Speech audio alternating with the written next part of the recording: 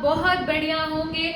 आप थोड़ी थोड़ी पढ़ाई कर रहे होंगे और आपने सारे प्रीवियस वीडियोस देख लिए होंगे, तभी हम आगे मूव ऑन कर रहे हैं अपने नेक्स्ट मेथड के साथ, that is our income method. हमने वैल्यू बेस्ड मेथड देख लिया है, राइट। वैल्यू बेस्ड मेथड के हमने पूरा बेस क्लियर किया, फिर हमने कुछ उसके बहुत बेसिक न्यूमेरिकल्स करे और जिन बच्चों ने मुझे डीएम किया पर्सनली उनको मैंने पीडीएफ शेयर कर दिया है न्यूमेरिकल्स के साथ। अब आप उनको प्रैक्टिस कर सकते हैं और उसमें कोई भी डाउट है तो आप मुझसे पूछ सकते हैं। तो आइए मूव फॉरवर्ड करते हैं इनकम मेथड के साथ। इनकम मेथड मतलब क्या होता है कि जितनी भी इनकम हम कमा रहे हैं उन सबको अगर मैं ऐड कर दूं तो भी मेरी नेशनल इनकम निकल आएगी। अब इनकम तो बहुत तरीके की हो सकती है, राइट। या तो मुझे पेंशन से भी मिली इनकम ही कहलाई, या फिर भाई मुझे कोई गिफ्ट मिली। अच्छा, अब आपको लिफाफा मिलता है, राखी आ रही है, अब आपको पैसा मिलेगा तो वो भी क्या मेरी इनकम है। तो समझने की कोशिश करिए, इनकम मेथड में वही इनकम आएगी जो आपके फैक्टर्स ऑफ प्रोडक्शन से आपको मिलेगी। मतलब land, labour, capital and entrepreneur. Land से क्या मिलता है? रेंट मिलता है। लेबर से वेजेस, कैपिटल से इंटरेस्ट और एंटरप्रेन्योर से प्रॉफिट। तो बेसिकली वो ही इनकम मुझे इंक्लूड करनी है जिसके बदले में मैंने कोई सर्विसेज प्रोवाइड की हो। अगर मैं बिल्कुल देसी भाषा में बात करूं तो मैं बोलूं कि मेरी मेहनत की कमाई ही सिर्फ इंक्लूड होगी जिसके बदले में मैं सर्विसेज दे रही हूं, राइट। अब इनकम मेथड का दूसरा नाम क्या हो सकता है? बेसिकली दो नाम है इसके। एक है डिस्ट्रीब्यूटिव, एमसीक्यू में बहुत बार आ जाता है ये, डिस्ट्रीब्यूटिव शेयर मेथड और factor payment method. Why factor payment method और वाई डिस्ट्रीब्यूटिव शेयर मेथड?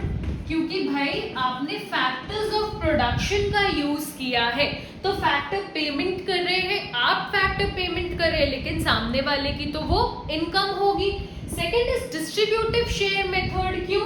क्योंकि आप अपने जितना फैक्टर्स ऑफ प्रोडक्शन यूज किया उसके बदले में जो आप इनकम डिस्ट्रीब्यूट करेंगे या जो शेयर करेंगे, that's why it is known as distributive share method, right. तो देखते हैं इनकम मेथड के अंदर कितने कंपोनेंट्स आते हैं। Let's see that. सबसे पहला है कंपनसेशन ऑफ एम्प्लॉइज, जिसको हम COE भी बोलते हैं। कंपनसेशन ऑफ एम्प्लॉइज का क्या मतलब है कि जो एम्प्लॉइज अपनी सर्विसेज प्रोवाइड करेंगे और उसके बदले में एम्प्लॉयर्स जो उन्हें पैसा पे करेंगे। तो बेसिकली ये चीज मैं बोल सकती हूँ, all the money given to the employees by the employer for their productive services, या मनी की जगह कंपनसेशन जो भी पैसा वो पे कर रहे हैं, मैं आपको बिल्कुल ही इजी लैंग्वेज में समझाना चाह रही हूँ, राइट। तो बेसिकली उसके बदले में कोई प्रोडक्टिव सर्विस जरूर होना चाहिए, अदरवाइज वो क्या हो जाएगी, ट्रांसफर इनकम हो जाएगी और वो मुझे इंक्लूड नहीं करनी है, ये हम पहले पढ़ चुके हैं। कंपनसेशन ऑफ एम्प्लॉइज के अंदर तीन चीजें आती हैं, wages and salaries in cash. जो भी आपको सैलरी या वेजेस मिल रही है कैश में बोल लीजिए, सैलरी हो गई, अलाउंसेस हो गए, कोई भी कमीशन मिल रहा है, ये सारी चीजें। वेजेस बेसिकली जो भी पैसे में सेटलमेंट हो रहा है। नेक्स्ट है wages and salaries in kind. In kind मतलब क्या कि कभी कभी एम्प्लॉइज को होता है ना, रहने के लिए फ्री घर मिल जाता है, मेडिकल फ्री सर्विसेज मिल जाती है, उनके बच्चों को फ्री एजुकेशन मिल जाता है। पैसा नहीं दे रही है कंपनी, लेकिन उसके जैसा ही कोई आपको सर्विस दे रही है जो कि फ्री में है, तो in kind. And last is employers contribution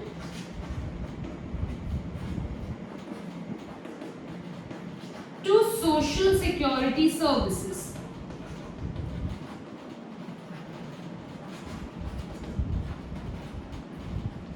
मतलब क्या? आप देखिए, आपके बड़े भाई बहनों या मम्मी पापा जो भी जॉब में है, उनका एक पार्ट सैलरी का कट होता है फॉर प्रोविडेंट फंड हो गया, ग्रेचुइटी फंड हो गया, जो एम्प्लॉयर्स आपकी सोशल सिक्योरिटी के लिए रखते हैं। वो पैसा इकट्ठा करते चले जाते हैं, जैसे प्रोविडेंट फंड है या PPF है, राइट। तो उसमें पैसा इकट्ठा इकट्ठा करते चले जाते हैं, एट द एंड वो पैसा होता आपका ही है, राइट। बट आप अगर पीपीएफ में कलेक्ट करते उसके बदले में एम्प्लॉयर ही कट करता चले जाता आपकी सैलरी से, और एट द एंड वो पैसा आपको ही मिल जाता है, राइट। तो एक तरीके से एम्प्लॉयर आपके बिहाफ में इन्वेस्टमेंट कर रहा है। ओके, क्लियर है। इसमें दो पॉइंटर्स हैं। एक पॉइंटर इसमें मैं ऐड करना चाहूंगी कि wages and salaries in kind में बच्चे बहुत बार कंफ्यूज होते हैं कि मैम अगर यूनिफॉर्म कोई एम्प्लॉय को पहननी पड़ रही है तो क्या वो भी wages and salaries in kind का होगा?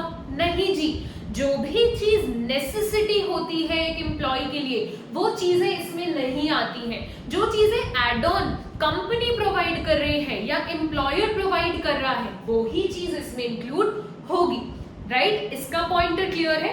इसका एक पॉइंटर आता है दिमाग में कि मैम सपोज एम्प्लॉय को एक इंश्योरेंस कंपनी ने पैसा दिया तो क्या वो भी सीओई में आएगा, कंपनसेशन ऑफ एम्प्लॉइज में आएगा?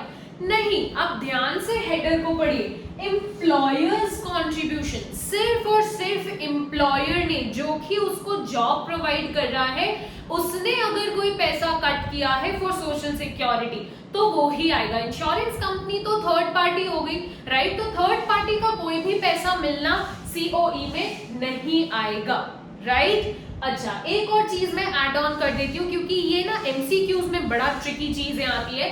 कंपनसेशन ऑफ एम्प्लॉइज है, मतलब एम्प्लॉयर ने ही पैसा दिया होना चाहिए एम्प्लॉइज को।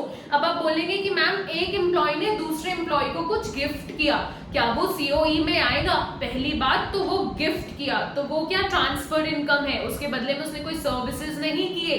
अगर सर्विसेज दिए भी होते तो भी नहीं आता। क्यों? क्योंकि वो एम्प्लॉय टू एम्प्लॉय हो जाता। कंपनसेशन ऑफ एम्प्लॉइज में हमेशा एक चीज याद रखिएगा, ट्रांजैक्शन जो होगा वो एम्प्लॉयर टू एम्प्लॉय के बीच में ही होगा। क्लियर है आपको? मैं इतना डिटेल में एक्सेप्शंस इसलिए बता रही हूं क्योंकि एमसीक्यूज में आता है। चले आगे रेंट एंड रॉयल्टी की तरफ देखते। रेंट वर्ड तो आपको पता है कौन से फैक्टर ऑफ प्रोडक्शन से बदले में हमको रेंट मिलता है। जब आप लैंड किसी को यूज करने के लिए देते हो उसके बदले में आपको जो पेमेंट मिलता है that is rent, right. Rent में भी दो चीजें इंक्लूड होती है, अगर मैं यहाँ पे लिखूं तो एक होता है एक्चुअल रेंट, जो भाई एक्चुअली आपने किसी को प्रॉपर्टी दिया और उसके बदले में वो आपको रेंट पे कर रहा है। सेकेंड इज इम्प्यूटेड रेंट, ये भी हम ऑलरेडी पढ़ चुके हैं। इम्प्यूटेड मतलब होता है एक्सपेक्टेड रेंट, मतलब सपोज एक रूम है आपके घर पे, आप एक काम कर रहे हो, राइट। एक एक्सपेक्टेड रेंट जो आप पे करोगे अगर आपने बाहर का कोई रूम लिया होता काम करने के लिए। सपोज मैं अपने घर पे ही कोचिंग क्लासेस चला रही हूँ, राइट। तो घर तो मेरा ही है, लेकिन अगर मैं यही कोचिंग क्लासेस बाहर चला रही होती, कोई रेंट की जगह लेकर चला रही होती तो मुझे रेंट पे करना पड़ता ना। तो अभी इस जगह का जो मेरे घर का जो रूम है उसका जो रेंट होगा that is the expected rent जो मैं पे करूंगी, वो भी इंक्लूड होगा इनकम मेथड में, राइट। ये हम प्रिकॉशंस में भी पढ़ चुके हैं पहले वैल्यू एडेड मेथड के। नहीं देखा है तो प्रीवियस वीडियो जाकर देखिए। What is the meaning of the word royalty? किसी को पता है?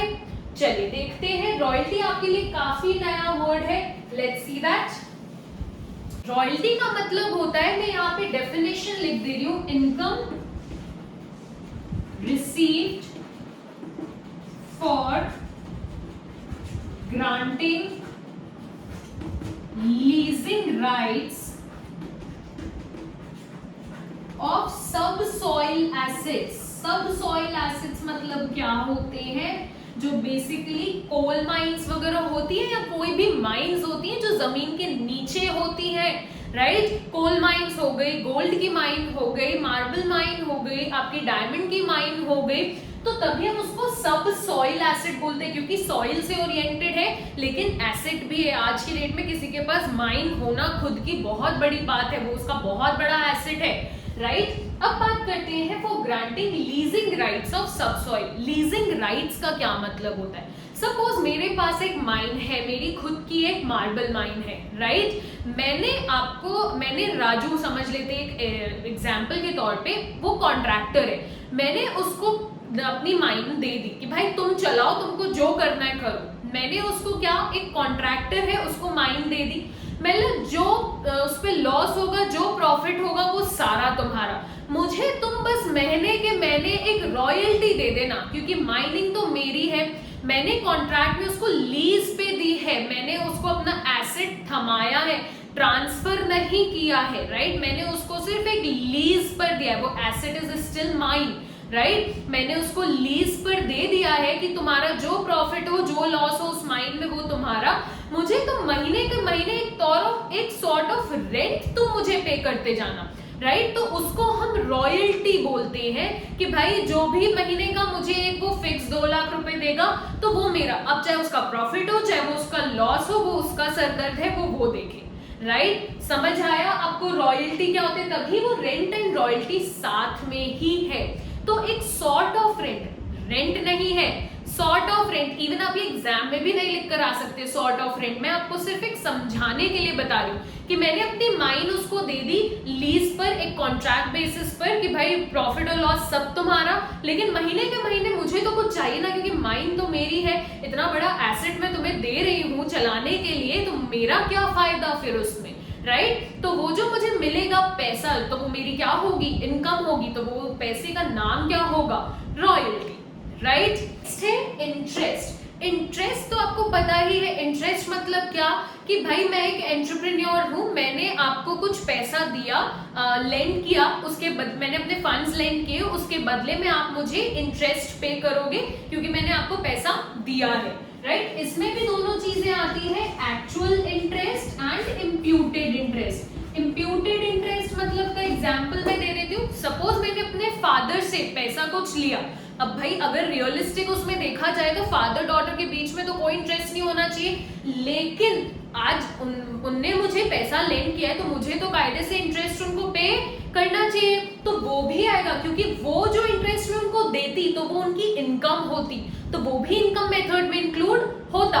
तो वैसे ही होगा भी कि भाई मेरे को एक एक्सपेक्टेड अमाउंट जो इंटरेस्ट का बनता है वो मुझे देना पड़ेगा, चाहे मैं ट्रांजैक्शन करूं ना करूं, लेकिन वो एंट्री में आएगा और वो इनकम मेथड में इंक्लूड होगा।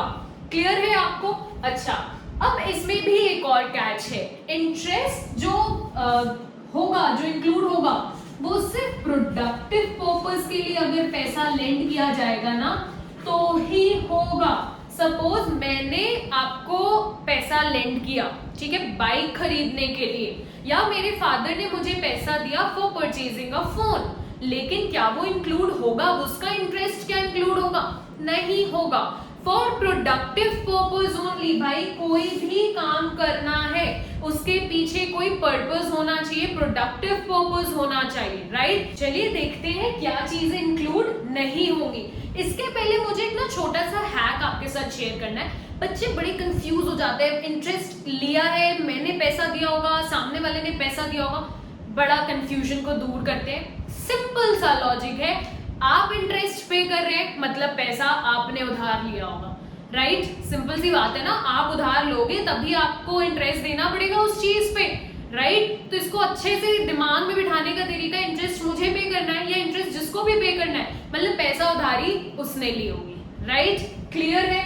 क्या क्या चीजें इंक्लूड नहीं होती इंटरेस्ट की? Interest paid by government on public debt, कि मतलब गवर्नमेंट ने उधार लिया है पब्लिक से और वो इंटरेस्ट पे कर रही है, तो वो चीज इंटरेस्ट इंक्लूड नहीं होगी, क्योंकि गवर्नमेंट ने उधार लिया तो मैं मान के चलती हूँ वो अपने खुद के पर्पस के लिए, कोई प्रोडक्टिव पर्पस के लिए नहीं है। इंटरेस्ट पेड बाय कंज्यूमर्स, या फिर ऐसा कोई भी लोन लिया हो कंज्यूमर्स की तरफ जिसमें कि वो इंटरेस्ट पे करे, वो इंक्लूड नहीं होगा, क्योंकि ऑब्वियसली कंज्यूमर्स ने अगर पैसा उधार लिया है तो वो कंजम्पशन पर्पस के लिए होगा और मुझे तो सिर्फ प्रोडक्टिव पर्पस चाहिए। Third is interest paid by one firm to another, कि भाई एक फर्म ने दूसरे फर्म से उधार लिया है तो उसका जो इंटरेस्ट होगा वो भी उनका पर्सनल पर्पस है, that is not a productive purpose, right. That means that is not included. तो हेडर्स बड़े ही सिंपल है, लेकिन अंदर की जो छोटी छोटी डिटेलिंग है ना वो एमसीक्यू में जरूर फंसती है या केस स्टडीज में फंसती है, और आपको ये डिटेलिंग पता होनी चाहिए। तो आइए मूव ऑन करते हैं प्रॉफिट के साथ। प्रॉफिट मतलब क्या होता है? प्रॉफिट इज बेसिकली रिवॉर्ड होता है जो बच जाता है, पैसा, एक्स्ट्रा अर्निंग्स जो हमारी बच जाती है, हम बाकी सारी चीजों को, एक्सपेंसेस को कट डाउन कर देते हैं, माइनस कर देते हैं, उसके बाद जो पैसा बचता है कि भाई मैंने इतना प्रोडक्शन किया है, उसके बाद मैंने ये चीज अर्न की है, तो that is a reward, right. तो हम प्रॉफिट कहाँ 3 जगह यूज करते हैं। सबसे पहला है कॉर्पोरेट टैक्स। कॉर्पोरेट टैक्स मतलब क्या होता है? जितना भी आपका एंड में प्रॉफिट बचता है उस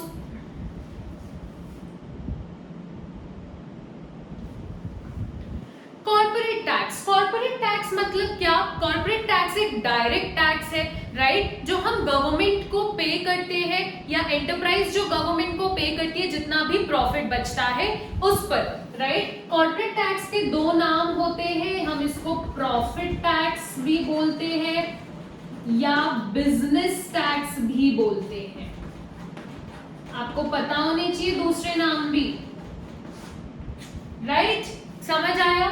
नेक्स्ट इज डिविडेंड। डिविडेंड क्या होता है? जो आपके शेयर होल्डर्स होते हैं उनको आप जो अपना प्रॉफिट शेयर करते हो उसको हम डिविडेंड बोलते हैं। तो अब आप शेयर डिस्ट्रीब्यूट कर रहे हो ना प्रॉफिट को, या शेयर कर रहे हो, तो हम इसको क्या बोल सकते हैं? डिस्ट्रीब्यूटेड प्रॉफिट्स, कि जितने भी प्रॉफिट्स मैंने अपने शेयर होल्डर के साथ किए, शेयर या डिस्ट्रीब्यूट, उसको हम डिविडेंड बोलेंगे। क्यों करते हैं भाई? सोचो, क्यों अपने प्रॉफिट्स में शेयर होल्डर्स के साथ शेयर करूं या डिस्ट्रीब्यूट करूं? शेयर होल्डर्स को इंटरेस्ट कैसे आएगा? अब वो फिर आपकी कंपनी का शेयर क्यों खरीदेगा, राइट। तो आपको कुछ ना कुछ इंटरेस्ट बनाए रखने के लिए कुछ ना कुछ लालच तो देनी पड़ेगी ना, दैट इज डिविडेंड।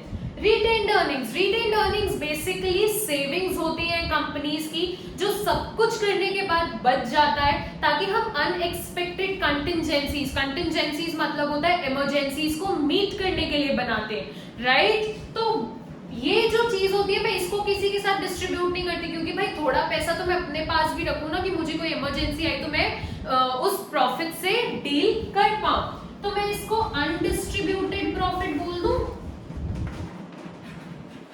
कि मैं किसी के साथ डिस्ट्रीब्यूट नहीं करने वाली है वाला प्रॉफिट, या फिर मैं इसको बोल दूं रिजर्व्स एंड सरप्लस, कि भाई इतना मेरा रिजर्व के तौर पे रखा हुआ है। 12th क्लास के बच्चे रिजर्व का मतलब पता ही होगा।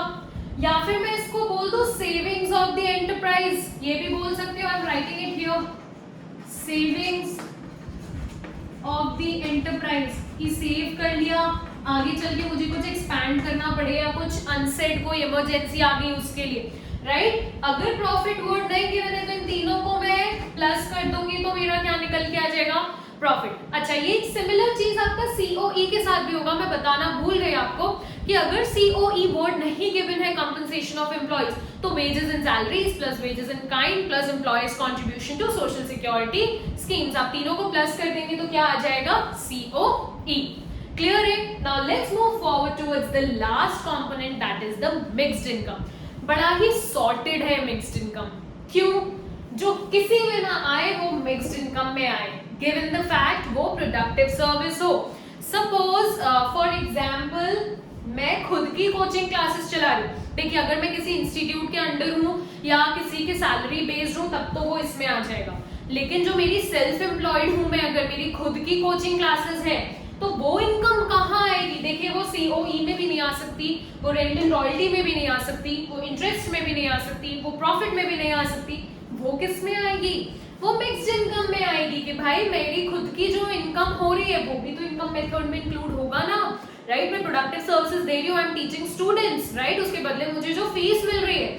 या अगर किसी ने ग्रोसरी शॉप खोल रखा है, वो खुद की शॉप खोल रखा है, जितने भी बिजनेस ओनर्स हैं वो किस में आएगा? मिक्स्ड इनकम में आएगा। आपको सारे कंपोनेंट्स क्लियर है मिक्स्ड इनकम का? आई होप आपको क्लियर हो गया हो। अब जैसे एक और एग्जांपल, हम just for better explanation, doctor ने अपनी खुद की क्लिनिक खोल रखी है, या बार्बर है, या फार्मर है, खुद का काम, सेल्फ एम्प्लॉयड वाले जितने भी पैसा जो कमा रहे हैं वो सब मिक्स्ड इनकम पे आएंगे। तो कहीं कहीं आपको word mixed income of self employed भी लिखा हुआ दिख जाएगा, राइट। तो वो सारी चीजें मिक्स्ड इनकम में आ जाएंगी। ये कंपोनेंट्स को सबको आप प्लस करेंगे तो आपका क्या निकल कर आएगा? इसको थोड़ा होल्ड पे करते हैं क्योंकि इसके पहले मुझे एक टॉपिक पढ़ाना है, that is operating surplus. Operating surplus बड़ा ही सिंपल है। जब हम रेंट, रॉयल्टी, इंटरेस्ट और प्रॉफिट को प्लस कर देते हैं तो क्या निकल कर आ जाता है? Operating surplus. बेसिकली क्या होता है? इनकम फ्रॉम एंटरप्रेन्योरशिप और इनकम फ्रॉम प्रॉपर्टी, इन दोनों को जब हम प्लस कर देते हैं ना तो ऑपरेटिंग सरप्लस आ जाता है। कंपनसेशन ऑफ एम्प्लॉयज और मिक्स्ड इनकम नहीं ऐड होता है, राइट? तो क्या मैं ये चीज बोल सकती हूँ कि compensation of employees plus operating surplus plus mixed income मिलाकर सारे कंपोनेंट्स बनते हैं इनकम मेथड के? अच्छा, अब बात आती है कि अगर मैं इन सबको प्लस कर दूं, देखिए एक और चीज का ध्यान रखिएगा, या तो ऑपरेटिंग सरप्लस प्लस करिएगा या तो ये तीन चीजें डबल डबल मत कर दीजिएगा, क्योंकि ऑपरेटिंग सरप्लस में ऑलरेडी ये चीजें इंक्लूडेड है, राइट? अच्छा, अब क्वेश्चन आता है, ऑपरेटिंग सरप्लस को मैं रफ कर रही हूं। अब क्वेश्चन आता है कि भाई इन पांचों को मैं ऐड कर दूंगी तो क्या निकल कर आएगा? ये निकल कर आता है आपका एनडीपीएफसी। अच्छा, एनडीपीएफसी निकल कर आ गया। जैसे वैल्यू एडेड में जीडीपीएमपी निकल के आता था, इसमें एनडीपीएफसी निकल कर आ गया। मुझे तो नेशनल इनकम में जाना है, तो एनडीपीएफसी से एनएनपीएफसी का सफर में तय कर सकती हूँ क्या? हाँ जी, कर सकती हूँ, क्योंकि हमने तो पढ़ रखा है। अगर नहीं पढ़ रखा होता तो बड़ी टेंशन की बात होती, राइट? एनएनपीएफसी तक का सफर तय कर लेंगे तो नेशनल इनकम आपका निकल कर आ जाएगा। क्या मैं बोल सकती हूँ कि मेरा बेसिकली इनकम मेथड से डोमेस्टिक इनकम निकल कर आता है, डोमेस्टिक इनकम से मैं सफर तय कर लूंगी नेशनल इनकम का, राइट? कैसे करना है, क्या करना है, वो इक्वेशन तो हम ऑलरेडी पढ़ चुके हैं, राइट? क्लियर है आपको? ये हुआ बेस मेरा किसका? इनकम मेथड का। क्लियर है आपको? इतना बेस क्लियर करिए। अगले वीडियो में हम पढ़ेंगे प्रिकॉशंस और साथ में सॉल्व करेंगे कुछ न्यूमेरिकल्स। स्टार्ट करेंगे बिल्कुल बेसिक्स के साथ, बिल्कुल वही सेम प्रोसीजर रखेंगे। जो बच्चे इंटरेस्ट से पढ़ रहे हैं उनको मैं पीडीएफ सेंड करती चली जाऊंगी, आप मास्टरी करते चले जाइएगा, राइट? तो बिल्कुल ध्यान लगाकर पढ़ते चलिए, क्योंकि नेशनल इनकम एक ऐसा टॉपिक है जो बड़ा मजेदार है और जिसमें फुल मार्क्स आने का बिल्कुल इजी तरीका है। बस बेसिक्स अच्छे से पता होने चाहिए और थोड़ी बहुत प्रैक्टिस होनी चाहिए। ओके, तो पढ़ते रहिए। Till then subscribe to my YouTube channel. Also don't forget to press the bell icon so that you can get notified. पढ़ते रहिए, मिलेंगे जल्दी नेक्स्ट वीडियो के साथ। टाटा।